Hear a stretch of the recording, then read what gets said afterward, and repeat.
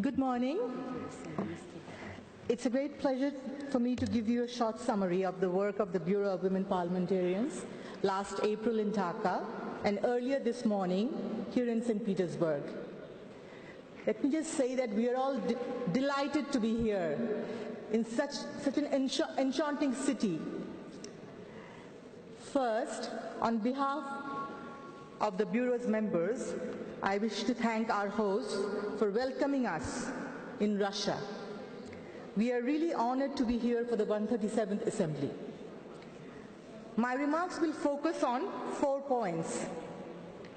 First, as we are celebrating here in St. Petersburg the 5th anniversary of the Plan of Action for Gender-Sensitive Parliaments, the members of the Bureau discussed at length ways to promote the innovative strategies of the Plan of Action in our parliaments and globally. We have proposed to make a first inventory of the flagship actions carried out by parliaments over the past 5 years to enhance their gender sensitivity and their ability to deliver on gender equality. This afternoon, the forum will provide a platform to showcase and share gender-sensitive measures adopted by parliaments and lessons learned from these initiatives. These can include measures to achieve equality in leadership positions in parliament or mechanisms and structures to strengthen Parliament's capacity to address gender equality issues. Such measures can also aim to transform the parliamentary work environment to better balance work and family obligations and to ensure that Parliament is a respectful and open workplace where no one is discriminated or denigrated on the basis of gender. I invite you to take part in this afternoon's debate and share initiatives that your Parliament has put in place to become a more gender-sensitive institution. Speaking about ways to respond to the needs and priorities of both men and women leads me to my second point. I wish to highlight the theme of the third parity debate organized by the Forum of Women Parliamentarians, and that will take place on Tuesday, 17 October at 11 a.m. in this same room. For this parity debate, the Bureau selected the theme of exercising budget oversight for the common good. It will be a great opportunity to ground the discussions on how our budgetary oversight power can be used to ensure that the budget is inclusive, fair, and responsive to the needs of all people. We invite you to come to the debate and share information and experience on key strategies such as gender-responsive budgeting for improving parliamentary oversight and leaving no one behind. In my third point, I'm pleased to inform you that the IPU currently pursues its study on harassment and violence against women in parliaments with the development of guidelines and good practices for parliaments to prevent and respond to sexism and sexual harassment in their own houses.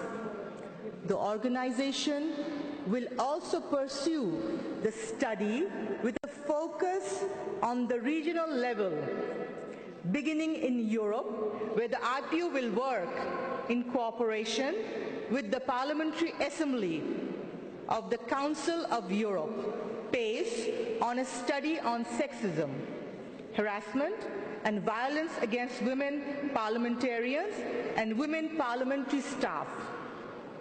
Finally, as you know, our forum today also offers us the opportunity to debate the draft resolution of the Standing Committee on Democracy and Human Rights on Sharing Our Diversity, the 20th anniversary of the Universal Declaration on Democracy. This is a worthy exercise, as our debate will allow us to consider amendments from a gender perspective to the draft resolution. We will split in two working groups. Group 1 will focus on how can technology be at the service of democracy and gender equality, challenges and opportunities. The Bureau agreed that Ms. Gumerova from Russia, from the Russian Federation, will chair Group 1. And Ms. Surivet Chapon from Thailand will be the rapporteur. Group 2 will debate educating for democracy and gender equality at all steps of the ladder: family, community, and state.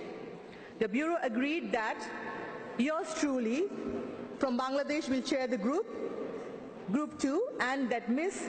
Al-Hilaisi from Saudi Arabia will be the rapporteur. I take it that you will agree.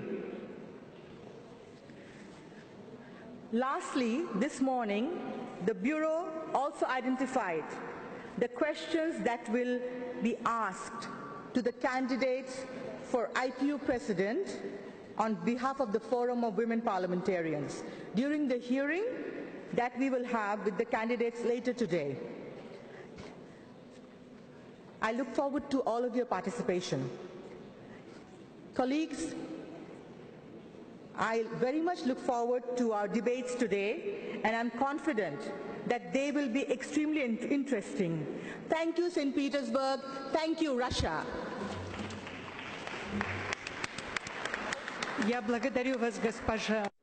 Thank you, Mrs. Han, for your remarks, for your information about the groups and how they will work at the forum. Distinguished colleagues, as you know, the Gender Partnership Group of the IPU tracks the participation of women and men in the IPU. Unfortunately, the group has not met yesterday, but we have Zaina with us, who will provide us detailed statistics on women participation. Thank you. Thank you, Madam Chairperson. I will speak from here if you allow me. Just a quick point to share with you the state of women and men participation in this 137th Assembly. As at yesterday, 13 October, the total number of delegates was 845, a big number, congratulations. Among them, 248 were women. This represents a proportion of 29.3%. There is a high